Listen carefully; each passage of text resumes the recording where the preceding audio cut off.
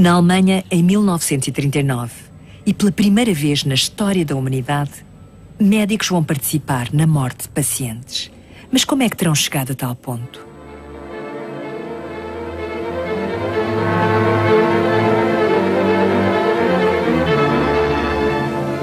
Wo uns das Schicksal auch hinstellt, welchen Platz wir ausfüllen müssen, immer nur wird der Starke auf die Dauer bestehen. Alles Lebensschwache geht in der Natur unfehlbar zugrunde.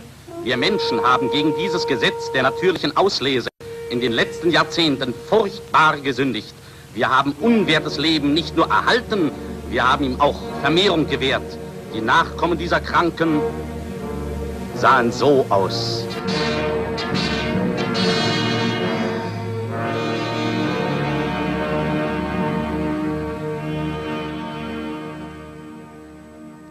O Sr. Julius Allervorden, neurologista alemão, irá a Lisboa em 1953 ao Congresso Internacional de Neurologia. Entre outras coisas, a sua notoriedade é fruto da excepcional coleção de cérebros que reuniu ao longo da sua carreira. A natureza da sua intervenção divide o mundo científico e muitos dos seus colegas questionam a forma como a enriqueceu durante o período nazi.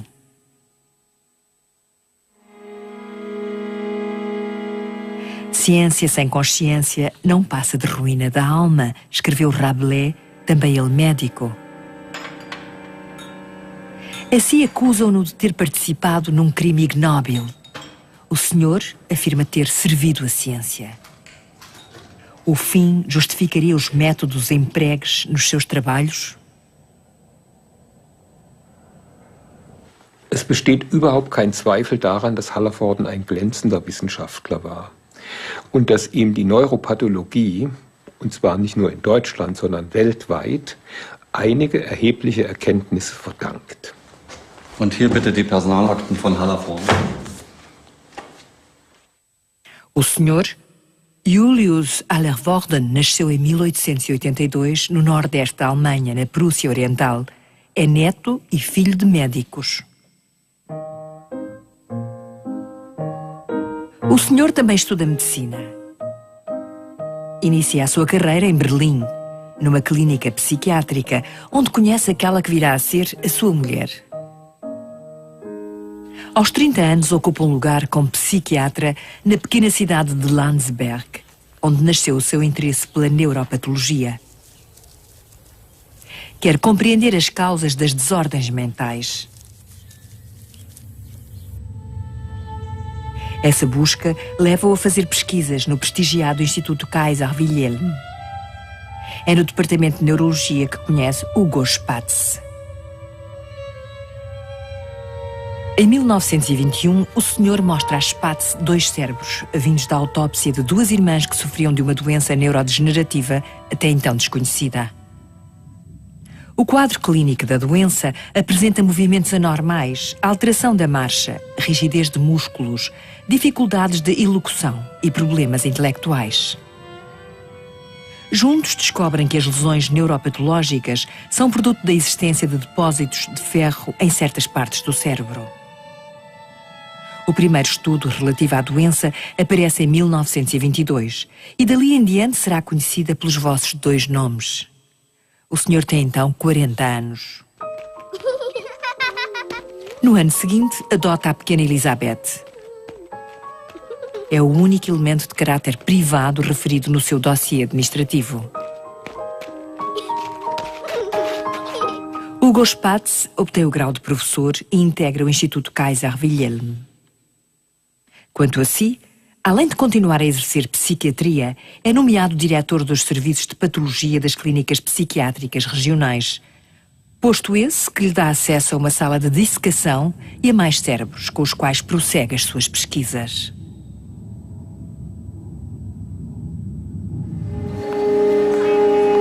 Quando, em 1933, Hitler sobe ao poder, o senhor tem 50 anos. Vê à sua volta psiquiatras alemães animados pelos novos ventos que sopram sobre o país, maioritariamente ao serviço da ideologia nacional-socialista. Essa ideologia apoia-se em conceitos de higiene racial, caucionados por muitos dos seus colegas. Afirma existir uma hierarquia entre os seres humanos, e essa hierarquia tem bases biológicas. Herr Professor, Aufnahme! Geht's los? Ja, jetzt scheint er ja langsam ranzukommen. O que faria dos judeus judeus, dos ciganos ciganos, dos antissociais antissociais, dos doentes mentais doentes mentais, residiria no sangue e, portanto, nos genes. Todos esses grupos de pessoas, além de outros, seriam inferiores. Partindo desse princípio pseudocientífico e a fim de evitar a contaminação por esses seres inferiores, os nazis elaboraram um plano cuja primeira etapa será a esterilização. Logo em julho de 1933, é promulgada a lei permitindo a esterilização obrigatória em casos de debilidade mental inata, de esquizofrenia, de problemas mentais cíclicos, de epilepsia, de coreia de Sydenham, de cegueira, de surdez, de deformações corporais graves, de severo alcoolismo. A lei da esterilização leva 20% da população a ser examinada. É então que o senhor se torna membro das SS. A única condição exigida é ser de raça ariana. E o que será que o motivou? O seu compromisso não começará neste momento em que decide apoiar um movimento que exclui os diferentes de si? So, dann stell dich mal bitte so hin. Kopf, dieser her. A higiene racial torna-se uma obsessão. 1905. Nas SS, qualquer autorização de casamento exige um exame médico completo, comportando, entre outros, um exame vaginal à noiva.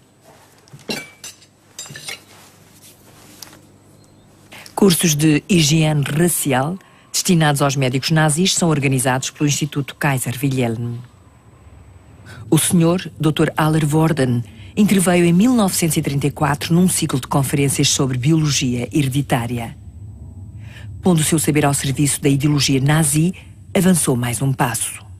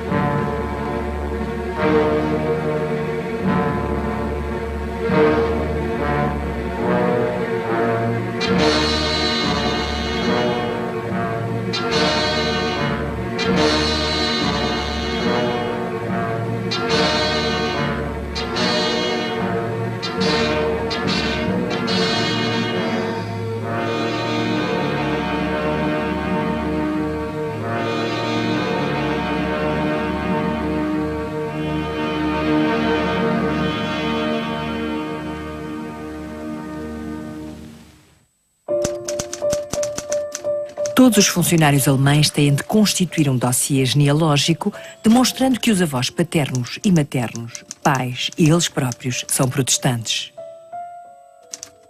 O mesmo se aplica às esposas nas últimas 3 gerações. Fica assim garantido que não têm qualquer ascendência judia. Institutos científicos e hospitais recebem uma carta do Ministério do Interior do Reich exigindo, tal como em toda a função pública, a demissão dos chefes de serviço e assistentes judeus, ou em parte.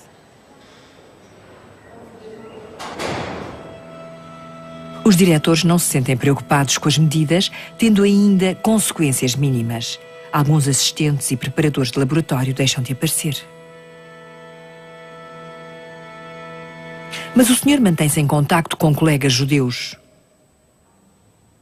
Prima vista, wenn Sie die Briefe von Hallervorden lesen, dann können Sie sagen, stolz. Können Sie stolz sein als Deutscher. Da hat sich einer dem Zeitgeist nicht ergeben. Ja? Er hat Kontakt mit den jüdischen Kollegen in Holland gehalten, hat ihnen wissenschaftliche Zeitschriften geschrieben. Wenn einer starb in München, ist er hingefahren auf den Friedhof, hat der Witwe schöne Briefe geschrieben. Alles gemacht. Ein Verhalten, das ganz wenige nur seiner Kollegen geteilt haben in dieser Zeit. Und gleichzeitig als Wissenschaftler ist er hochgradig interessiert, die Verbrechen, die sich hier ergeben haben, auszunutzen. As esterilizações começaram. Os dossiês são levados a tribunal dito de saúde hereditária, constituído por 2 médicos e um magistrado.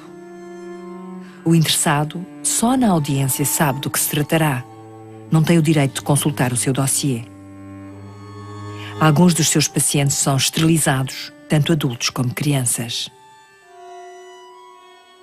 O juramento de Hipócrates não o obrigava a não fazer mal aos seus pacientes.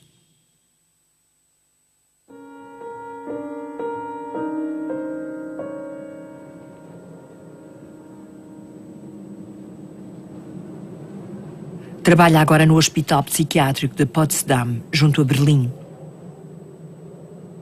É no serviço de pediatria que conhece um pedopsiquiatra, o Dr. Heinze. Este encontro vai alterar o percurso da sua vida. São os dois apaixonados por pesquisas quanto às causas neurológicas das perturbações mentais. Nos hospitais psiquiátricos, como naquele onde trabalha, filmam-se os casos físicos mais espetaculares. As pessoas são iluminadas de forma a suscitar no espectador uma sensação de pavor.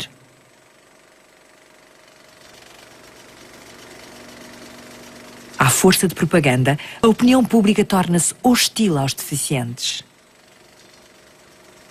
Com a vergonha, os pais acabam por se sentir culpados de terem dado à luz uma criança anormal, um erro da natureza.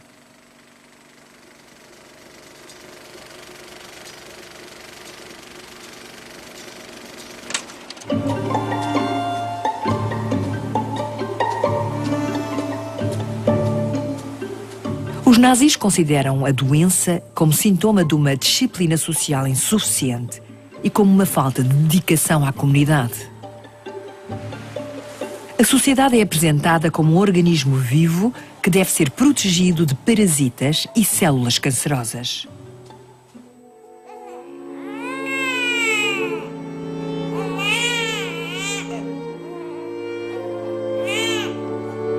A comunidade do povo deverá ser pura para alcançar o objetivo final, o de preservar a raça dos senhores. Com o slogan "Devem estar de boa saúde pelo povo e pelo Estado", com a sua obsessão pela juventude, pela saúde e pelo trabalho, os nazis fazem da doença um crime.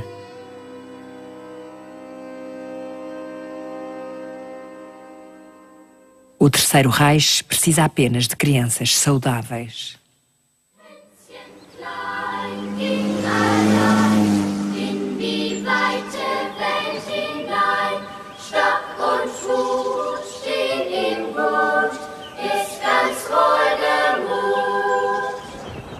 Everybody had to be fit, physically and mentally. There was no room for anybody else. This was not a Nazi idea. This ideology, eugenics, racial hygiene, existed long before Hitler. The eugenicists in the 1920s in particular, and even before, had already prepared the ground. The German medical profession were only waiting for Hitler so they could carry out this incredible plan to rid the German nation of anybody who was not worth living. If you couldn't perform to a certain standard, if you did not perform something worthwhile for society, then you had no right to live.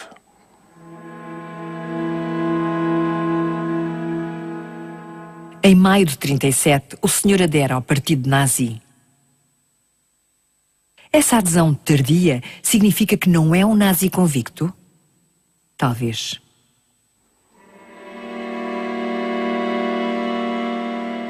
Mas qualquer promoção profissional necessita de que se pertença ao partido. Acontece que há anos esperava um lugar em Berlin-Buch, o centro mais moderno de pesquisas dedicadas à genética e ao cérebro. O fundador fora demitido por motivos políticos e foi o seu colega Hugo Spatz quem lhe sucedeu como diretor.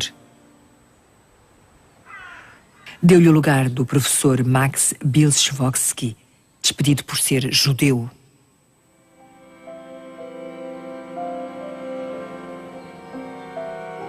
É assim que o senhor, Dr. Alan Worden, é nomeado para a cadeira de neuropatologia em Berlin-Buch.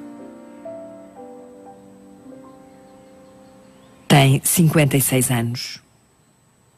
Esse lugar é a consagração por que esperava há anos. Os seus laboratórios de pesquisas passam agora para Berlin-Buch, a norte de Berlim. É lá que vive e trabalha. Mas pede que o seu serviço de patologia e a sala de dissecações sejam transferidos para o Hospital Psiquiátrico de Gürden, à saída de Brandenburg. Conhece bem o seu novo diretor?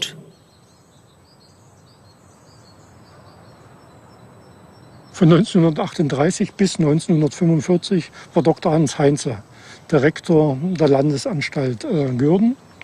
Heinze war ein anerkannter Kinder- und Jugendpsychiater, aber er war auch ein vehementer Verfechter der nationalsozialistischen Rasse- und Gesundheitspolitik. Julius Hallervorden und Hans Heinze kannten sich schon aus der Potsdamer Zeit. In einem Brief von 1935 betont Hallervorden, er ist geradezu begeistert von der Potsdamer Anstalt unter Leitung von Heinze. Er habe einen fantastischen, einer Universitätsklinik gleichen Betrieb aufgebaut. Und er betont dann, wir beide ziehen uns magisch an.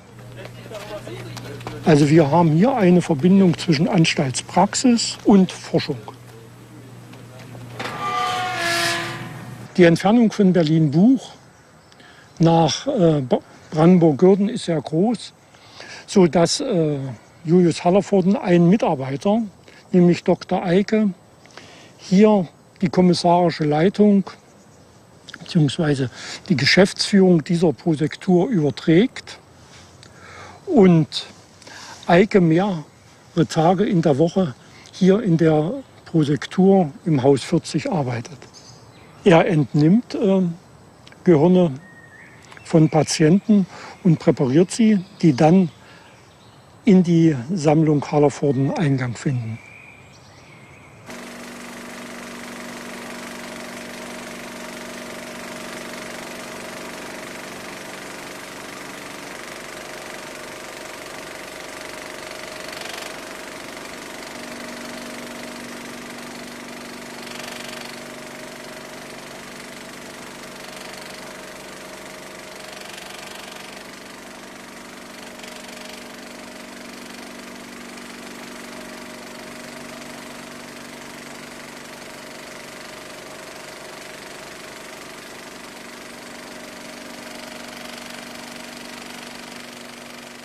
Os nazis passam à fase seguinte do plano de erradicação.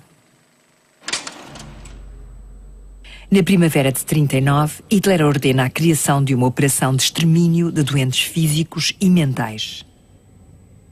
A operação tem de ser mantida secreta. Hitler confia a sua organização ao médico Karl Brandt e a Philipp Buhler, chefe da chancelaria, que por sua vez delega o planeamento ao seu braço direito, o funcionário Victor Braque, que calcula em 70.000 o número de pessoas a eliminar. Em agosto de 39, é criada uma estrutura administrativa encarregada dessa operação. Dão-lhe o nome Fundação Caritativa de Cuidados à Instituição. É instalada em Berlim, numa casa confiscada a uma família judia, no número 4 de Tiergartenstrasse. Foi daí que veio o nome de código T4, dado a essa operação de extermínio. Os responsáveis do T4 têm a primeira de uma longa série de reuniões na sala da chancelaria. São convidados cerca de 15 médicos escolhidos a dedo. Entre eles o seu amigo Dr. Heinze, diretor do Hospital Psiquiátrico de Gürden. São informados da missão dita de eutanásia e é-lhes pedido que selecionem o pessoal que irá trabalhar nos centros de extermínio. O último ponto da discussão trata dos métodos aconselháveis para uma morte sem sofrimento. Mas no final da reunião, nenhum método é decidido. This conference is the first time in the whole of history of mankind where doctors were plotting to kill their own patients, completely against the Hippocratic Oath. But again, not many Nazi doctors signed the Hippocratic Oath. Karl Brandt said, "You can hang the Hippocratic Oath on the surgery wall, but nobody reads it." Uma circular do Ministério do Interior impõe às maternidades e serviços pediátricos que assinalem as crianças com menos de 3 anos portadoras de más formações ou patologias mentais. Os formulários de uma página são estudados e anotados por médicos que não veem as vítimas. Um mais condena-as, um menos salva-lhes a vida.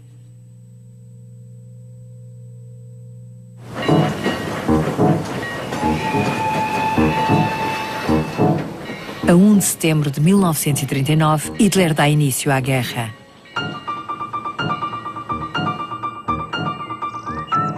A Operação T4 pode entrar na sua fase final.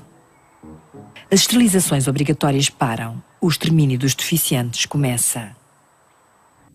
No Hospital Psiquiátrico de Gürden, como noutros, assassinam-se primeiro as crianças, ou injetando-lhes uma overdose de fenobarbital, ou deixando-as morrer à fome. A operação é rápida, mas secretamente estendida aos adultos. Das Kriterium für das Morden war nicht, ob jemand erbkrank war, sondern es wurde auf dem Fragebogen 3 Fragen gestellt. Ist dieser Mensch arbeitsfähig? In welchem Ausmaß? Wie lange ist er schon in der Anstalt? Und die 3. Frage, wie oft und von wem erhält er Besuch?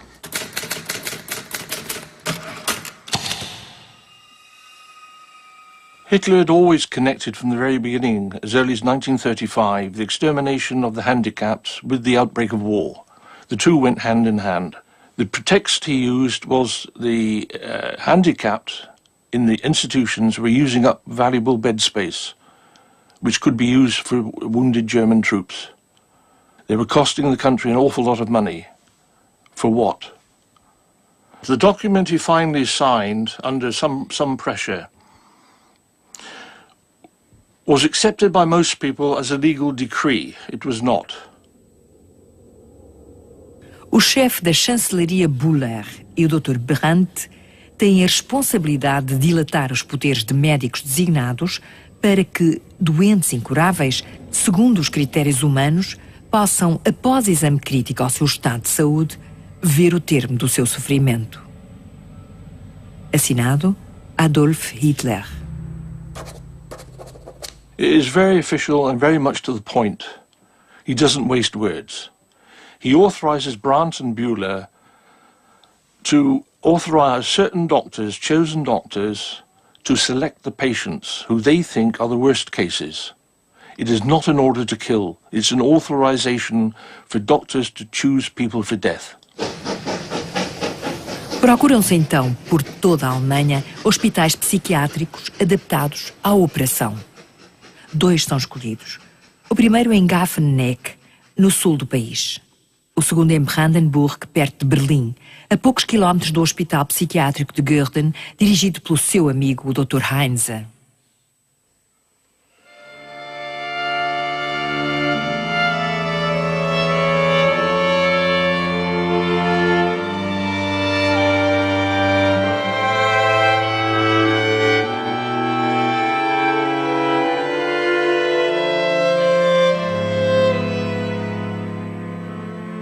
Mas um problema permanece. Como matar um grande número de pessoas? Nenhum método eficaz de extermínio foi encontrado. Victor Brack, o responsável operacional pela T4, procura uma forma de matar que seja inodora, indolor e, sobretudo, de rápida ação. Pede a Albert Wiedmann, chefe do Departamento de Química do Instituto Médico-Legal, que lhe proponha uma solução. É em Brandenburg que Wiedmann testará o seu método de eliminação. Als die T4-Organisation überlegt hat, welche Tötungsmethode man anwenden sollte, ist man an Wiedmann herangetreten und hat ihn befragt, was er vorschlagen würde. Und Wiedmann hat Kohlenmonoxid vorgeschlagen, weil er der Meinung war, dass das schnell wirkt und man vor allem ganze Gruppen von Menschen auf einmal in kurzer Zeit damit töten kann. Noch dazu wollte man natürlich eine Methode haben, die diesen Schein des Medizinischen erfüllt. Man hätte die Leute nicht einfach erschießen können. Dazu wäre das keine medizinische Methode mehr gewesen, sondern man brauchte etwas, wo man eine chemische Substanz wie ein Medikament gibt. Und man hat anfangs diese Gaskammer in Brandenburg ganz am Anfang noch nicht als Dusche getarnt, wie das später kommt, sondern als Inhalationsraum. Die Leute sollten sitzen und inhalieren. Este é o único filme existente de gaseamento.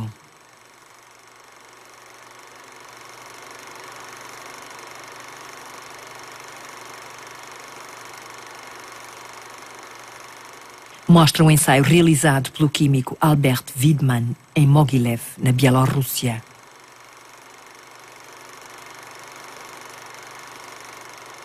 E é o próprio Wiedmann quem filma. Und in Brandenburg wird damit eine Methode erfunden, die letztlich bis nach Auschwitz weiterreicht, deren Kontinuität, die aber bei der Euthanasieaktion von Ärzten durchgeführt wird. Das darf kein anderer tun, weil sich damit laut Brandt nur diese Euthanasieaktion als Gnadentodaktion legitimiert.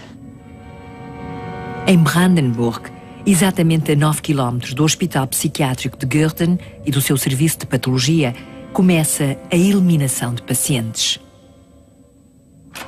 É o diretor clínico, o Dr. Eberl, quem maneja a válvula do gás. Assistido por 2 jovens médicos, os doutores Ulrich e Bunke, o ordenado proposto é muito convidativo.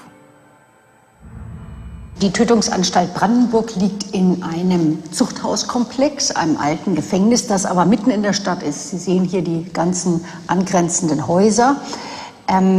Die Tötungsanstalt benutzt von diesem ganzen Gefängnis aber nur die Hälfte etwa, einen Teil, mit diesen Gebäuden der Küche, eines alten Zellentrakts, wo das Personal drin wohnte, ein altes Lazarettgebäude, wo die Ärzte ihre Büros hatten und natürlich als wichtigsten Ort der Gaskammer und den Krematoriumsöfen hier in diesem Vernichtungstrakt. Wenn jetzt die Transporte ankamen, so kamen die über die Straße, kamen hier, das war der einzige Eingang in das Gebäude rein, fuhren durch diesen anderweitig genutzten Bereich hier hinein und hielten da an, wo dann die Patienten aussteigen und hier in dem Tötungstrakt ermordet wurden. Die Asche, die man ja hier im Krematorium verbrannt hat, hat man später hier durch den Garten gebracht an die Unterhavel, den Fluss, und hat es einfach ins Wasser geschüttet.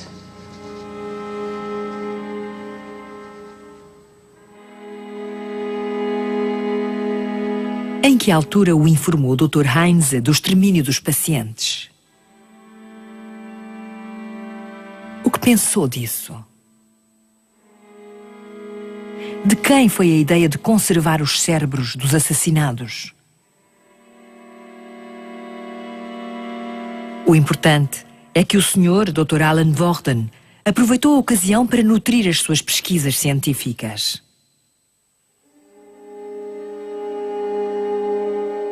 Acabada a guerra, terá dito ao perito médico do Tribunal de Nuremberg: soube o que eles iam fazer.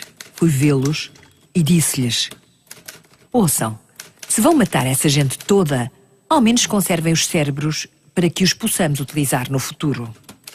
Perguntaram-me quantos poderia examinar e respondi que um número ilimitado. Quanto mais houvesse, melhor seria. Forneci-lhes líquido de fixação, latas e caixas e instruções de como conservar e fixar os cérebros. Eles traziam-nos em caminhões parecidos com os das mudanças. Aceitava os cérebros, é claro. De onde vinham e de como chegavam, não era nada comigo. Mas não seria mesmo nada consigo? Não terá sido exatamente aí que se perdeu?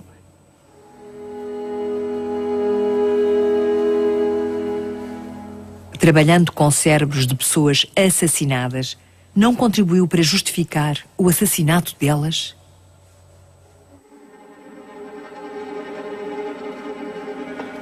A Operação T4 cresce. O centro de abate em Achtheim, na Áustria, começa a operar em maio de 1940. No mês seguinte será a vez de Pirna Sonnenstein. No final do ano, o número total de empregados na Operação T4 em Berlim, no centro de gaseamento, chega às 500 pessoas. Um novo contabilista é contratado que consegue que a Operação T4 se autofinancie e que a eliminação em massa nos centros de gaseamento se torne um negócio extremamente rentável. Cria um sofisticado sistema de manipulação de contas, no qual as vítimas gaseadas e incineradas continuem vivas no plano administrativo. A morte dos pacientes só é anunciada passadas semanas, às vezes meses, durante os quais as famílias e organismos sociais que de nada suspeitam continuam a pagar por pacientes já reduzidos a cinzas. Num ano, o sistema faz lucrar a Operação T4 entre 6 a 8 milhões de Reichsmarks. O contabilista encarrega-se também da gestão de bens pertencentes às vítimas, sendo a parte mais lucrativa as próteses dentárias em ouro, que podem ser fundidas e recicladas em lingotes comercializáveis. Uma parte do ouro é usado para os dentes do pessoal da T4.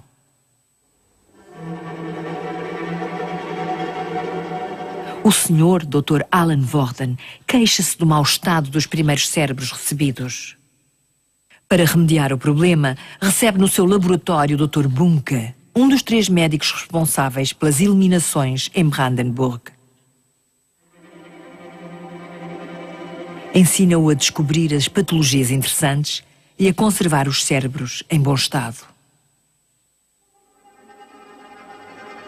Mas falou dos gaseamentos com o Dr. Bunke?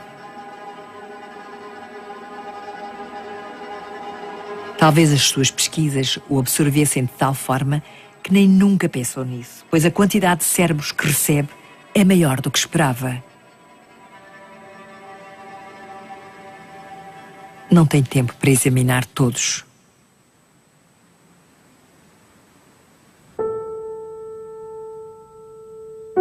Durante os 10 meses em que houve gaseamentos em Brandenburg, foram mortas 9.772 pessoas.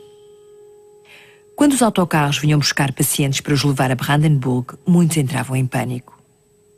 Muitos estavam conscientes do que os esperava. Alguns despediam-se pungentemente das enfermeiras. Boa sorte, não mais nos veremos. Ou ver-nos-emos no céu. Outros perguntavam ao pessoal dos transportes: acham-nos assim tão estúpidos? Sabemos bem que este é o autocarro da morte. Outros debatiam-se e gritavam: quero viver, quero viver. Eram algemados e silenciados por injeções de calmantes. O que acontecia depois nas câmaras de gás podia ser inodoro, mas nada tinha de indolor.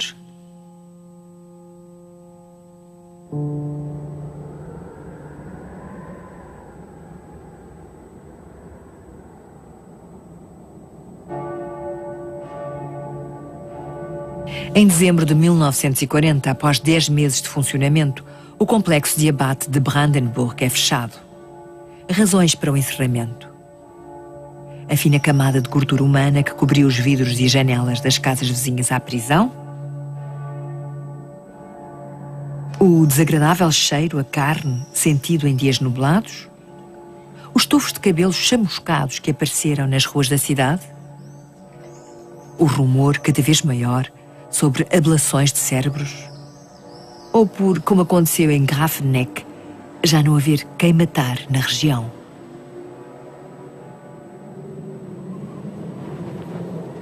Quando fecha Brandenburg, a maior parte do pessoal, umas 100 pessoas, é transferida para um novo centro em Bernburg, a sudoeste de Berlim. Grafeneck é fechado e outro centro é aberto, em Adamar. Os doutores Eberle e Bunke continuam a conservar cérebros para a sua coleção.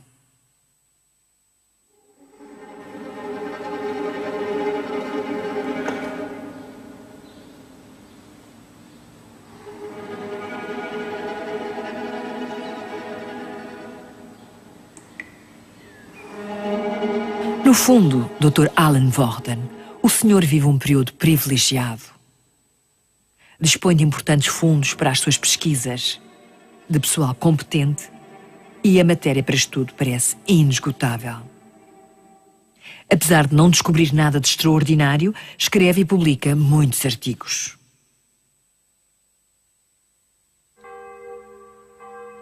A 24 de agosto de 41, Hitler telefona a Brandt para lhe ordenar que interrompa a operação T4. O que terá provocado tal decisão? O rumor cada vez maior? A carta do pastor Paul Braun ou o sermão do bispo de Münster, Monsenhor van Galen? Nunca o saberemos. Hitler, ao distanciar-se das eliminações, consegue fazer crer não estar ao corrente dos assassinatos. Wahrscheinlich ist das Argument der Beunruhigung in der Bevölkerung ein richtiges und wichtiges Argument. Aber man weiß ja, dass diese Aktion eigentlich nie so recht beendet wurde, weil ja nach der Aktion T4 im engeren Sinne, also der Vergasung der Patienten, dann noch viel mehr Menschen an Hunger und an Medikamentenvergiftung gestorben sind. Nur wurde das dann nicht mehr zentral organisiert, sondern fand an vielen Orten im Reich statt, in den Krankenhäusern, wenn man so will, als Teil des medizinischen Behandlungsspektrums. Da wurde das Töten dann zu einer normalen täglichen Verrichtung. Mas uma das razões que levaram Hitler a decidir cessar a Operação T4 não terá sido por se preparar uma outra de uma envergadura bem maior? No verão de 41, quando as mortes à bala dos judeus do leste europeu prosseguem, os responsáveis pela solução final procuram um processo de extermínio em massa industrial. Para isso, vão aproveitar a experiência obtida pelas equipas da T4. By early December, the first group of 15 T4 men arrived in Poland. They had to wear SS uniform, although they were civilians, mostly psychiatric nurses from the execution places in Germany. There was only one medical doctor, Dr. Aberl, who previously had been in charge in Brandenburg and Bernburg in Germany. It's interesting to note that one program more or less overlapped the other using exactly the same personnel. Altogether in Action Reinhardt, about 100 T4 men were transferred to the extermination of the Jews, from the extermination of the handicapped in Germany to the extermination of the Jews here in Poland.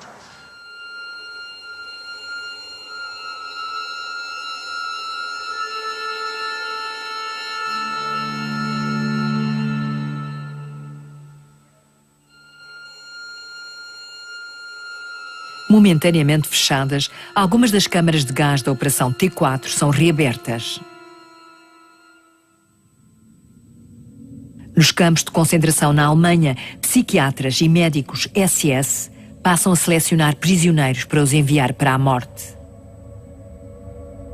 Esta nova operação é intitulada 14F13.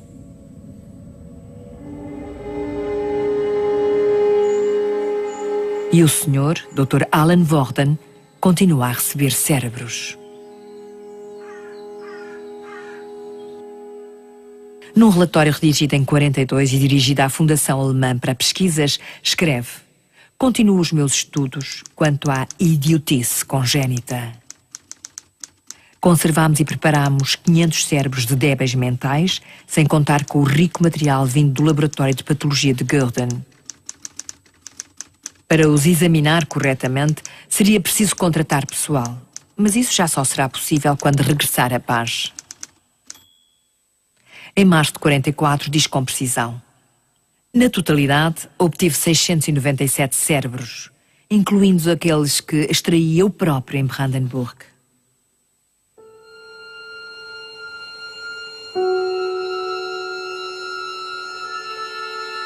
De 1942 a 1945, a máquina de extermínio nazi funciona em pleno. Judeus e ciganos são gaseados em massa nos centros de extermínio da Polónia. Os presos na Alemanha são gaseados nos antigos centros T4, ou mesmo em alguns campos de concentração. E os deficientes continuam a ser envenenados ou mortos à fome nos hospitais psiquiátricos da Alemanha.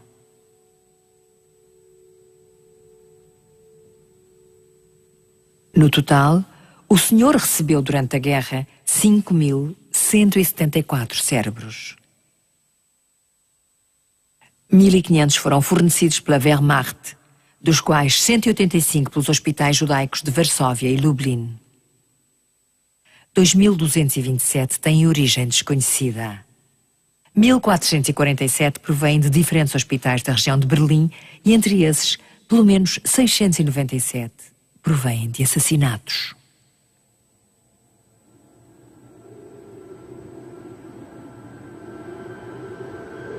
A 8 de maio de 1945, as tropas alemãs capitulam.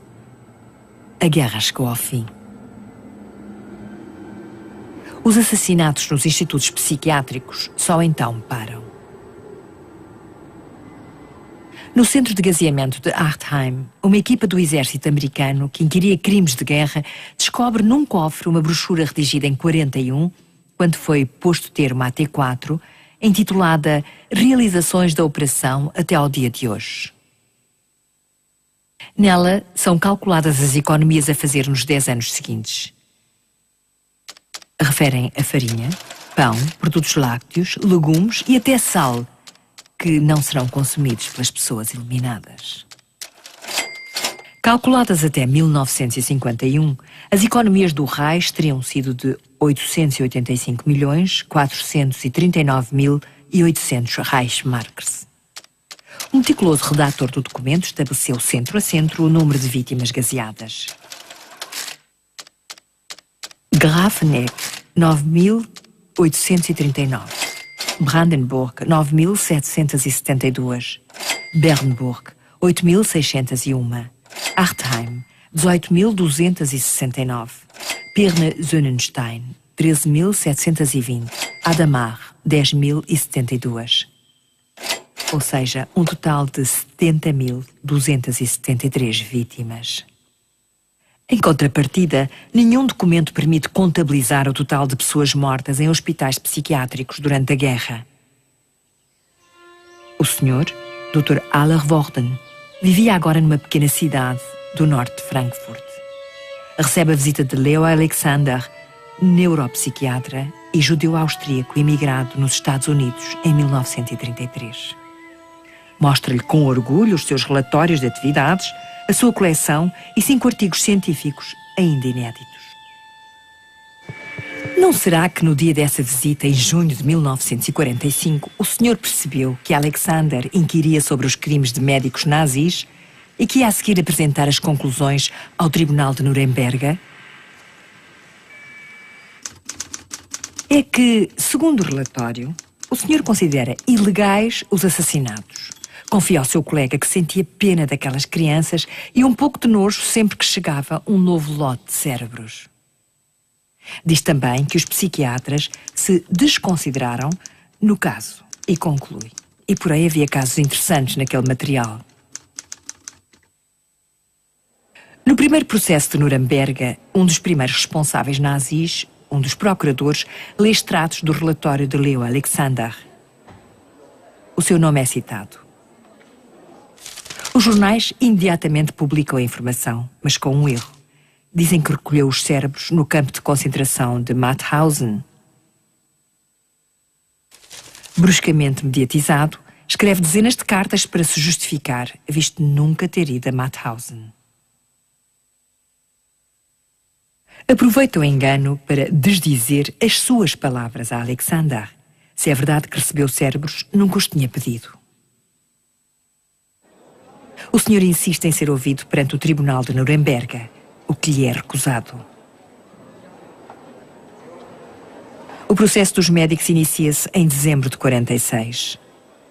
Entre os 23 acusados, 2 dirigentes da T4.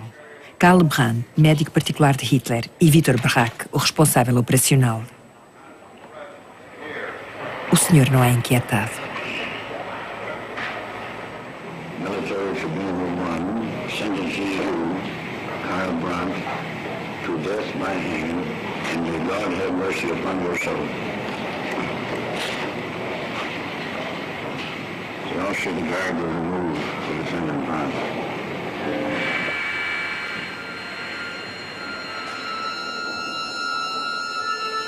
Viktor Braque é também condenado à forca. O Dr. Eberl, ex-diretor de Brandenburg, de Bernburg e do campo de extermínio de Treblinka, enforca-se na prisão em 1948. Os assistentes, doutores Bunke e Ulrich, prosseguem as suas carreiras de médicos. Só em 1988 são condenados a 3 anos de prisão pelo homicídio de 9.200 pessoas. Pouco mais de um ano depois, saem em liberdade. O seu amigo, o Dr. Heinz, é condenado por um tribunal soviético a 7 anos de cadeia em 1946. Em 1953, dirige de novo uma clínica psiquiátrica. Considerado simples simpatizante, o Sr. Dr. Aller-Worden continua a sua carreira sem interrupção e torna-se professor de patologia no Instituto Max Planck, que sucedeu ao Instituto Kaiser Wilhelm. A sua coleção de cérebros segue-o de laboratório em laboratório. Publica até, em 1948, um artigo no jornal O Neurologista sobre o caso da criança Werner. Nenhuma menção é feita de que a criança é uma das vítimas da T4.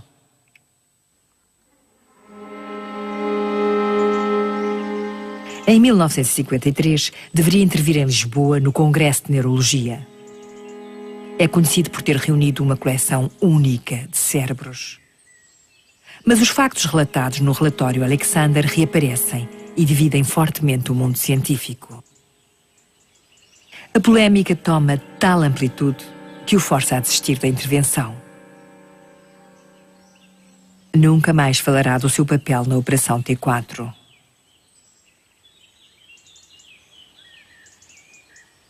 Prossegue a sua longa carreira e há de receber as mais altas distinções. Será mesmo condecorado com a prestigiada Cruz de Honra da República Federal Alemã. Interrogou algum dia a sua consciência? Morreu em 1965, aos 83 anos de idade. Mas a sua história não se fica por aí.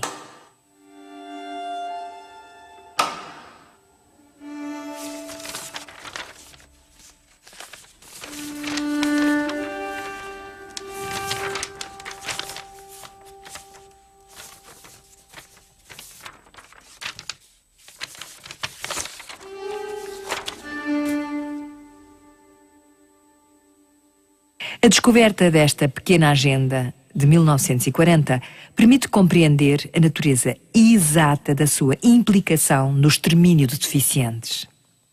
Ela pertenceu ao Dr. Eberl, antigo diretor do Centro de Gaseamento de Brandenburg.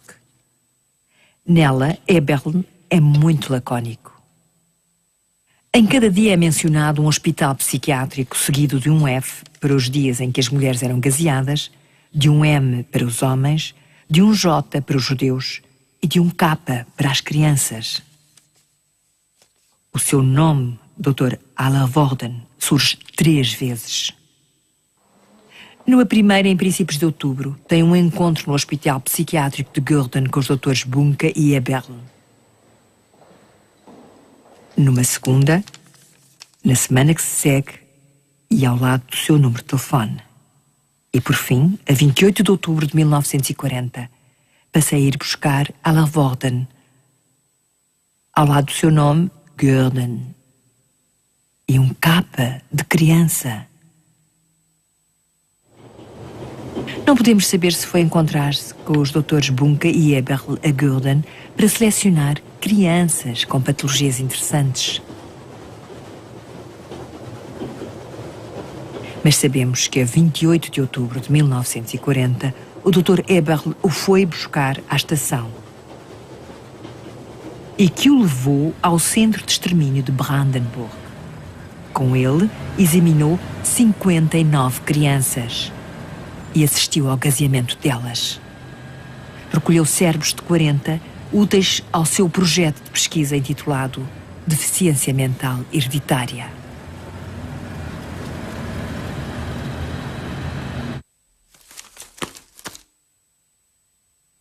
Man kann davon ausgehen, dass Hallervorden direkt nach der Vergasung der Kinder mit seinen Assistenten wahrscheinlich die Gehirne entnommen hat, sie fixiert hat, also sie haltbar gemacht hat und sie dann mit nach Berlin genommen hat zur Untersuchung. Und in diesem Zusammenhang ist Herr Hallervorden ganz klar zu identifizieren als jemand, der von dieser Vergasung wusste, diese Vergasung mit geplant hat.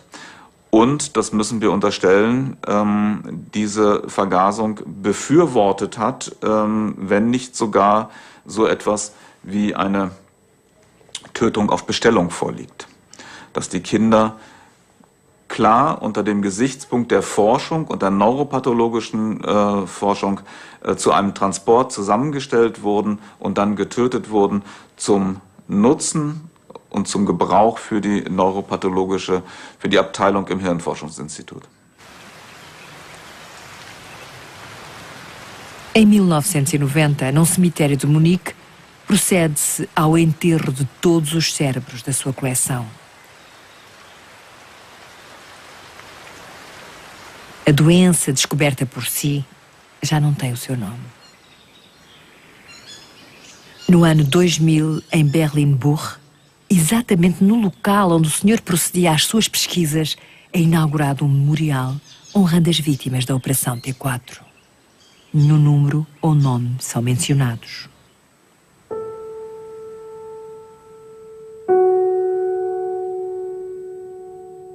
A sua sede de saber e reconhecimento tornou surdo e cego à humanidade.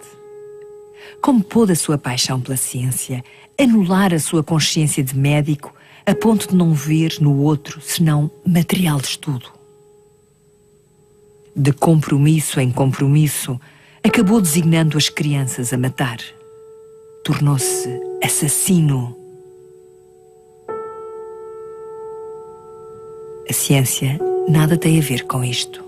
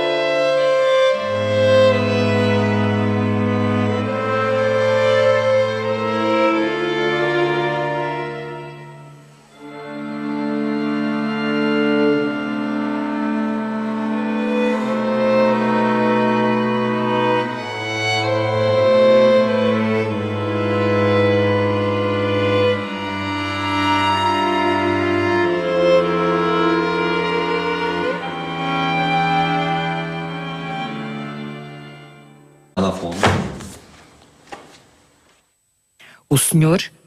Julius Hallervorden nasceu em 1882 no nordeste da Alemanha, na Prússia Oriental. É neto e filho de médicos. O senhor também estuda medicina. Inicia a sua carreira em Berlim, numa clínica psiquiátrica, onde conhece aquela que virá a ser a sua mulher. Aos 30 anos ocupa um lugar como psiquiatra na pequena cidade de Landsberg, onde nasceu o seu interesse pela neuropatologia. Quer compreender as causas das desordens mentais. Essa busca leva-o a fazer pesquisas no prestigiado Instituto Kaiser Wilhelm. É no departamento de neurologia que conhece Hugo Spatz. Em 1921, o senhor mostra a Spatz 2 cérebros, vindos da autópsia de 2 irmãs que sofriam de uma doença neurodegenerativa até então desconhecida. O quadro clínico. Quando, em 1933, Hitler sobe ao poder, o senhor tem 50 anos. Vê à sua volta psiquiatras alemães, animados pelos novos ventos que sopram sobre o país, maioritariamente ao serviço da ideologia nacional-socialista. Essa ideologia apoia-se em conceitos de higiene racial, caucionados por muitos dos seus colegas. Afirma existir uma hierarquia entre os seres humanos, e essa hierarquia tem bases biológicas. Herr Professor, Aufnahme! Geht's los? Ja, jetzt scheint ja langsam ranzukommen. O que faria dos judeus, judeus, dos ciganos, ciganos, dos antissociais, antissociais, dos doentes mentais, doentes mentais, residiria no sangue e, portanto, nos genes. Todos esses grupos de pessoas, além de outros, seriam inferiores. Partindo desse princípio pseudocientífico e a fim de evitar a contaminação por esses seres inferiores, os nazis elaboraram um plano na Alemanha em 1939 e pela primeira vez na história da humanidade, médicos vão participar na morte de pacientes. Mas como é que terão chegado a tal ponto?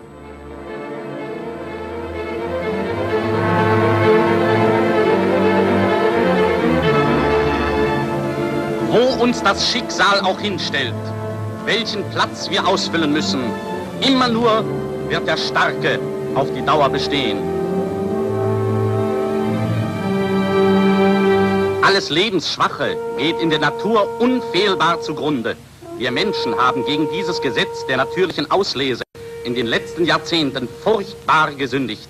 Wir haben unwertes Leben nicht nur erhalten, wir haben ihm auch Vermehrung gewährt. Die Nachkommen dieser Kranken sahen so aus.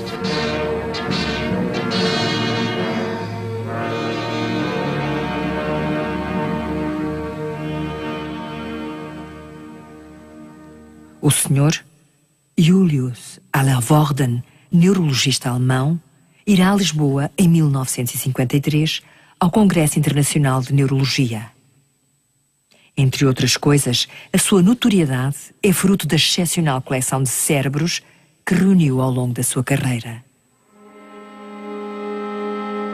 A natureza da sua intervenção divide o mundo científico e muitos dos seus colegas questionam a forma como a enriqueceu durante o período nazi.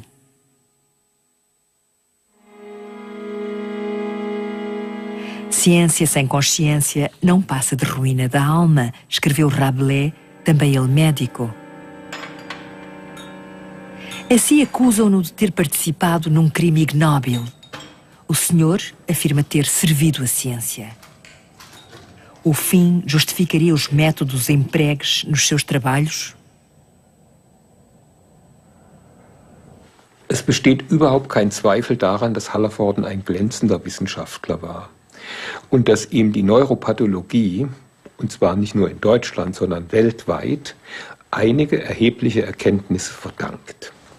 Und hier bitte die Personalakten von Da doença apresenta movimentos anormais, alteração da marcha, rigidez de músculos, dificuldades de elocução e problemas intelectuais.